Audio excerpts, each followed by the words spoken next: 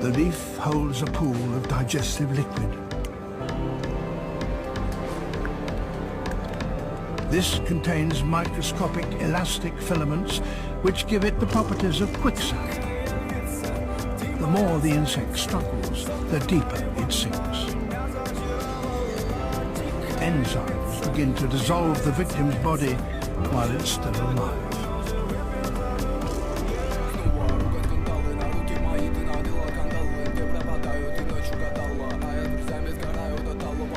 Some pitchers aren't content with just insects.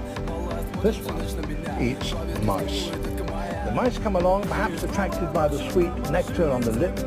They fall in, they can't get a purchase to get out, they drown, and eventually the enzymes in the pitcher's fluid dissolves the body so that eventually there's nothing left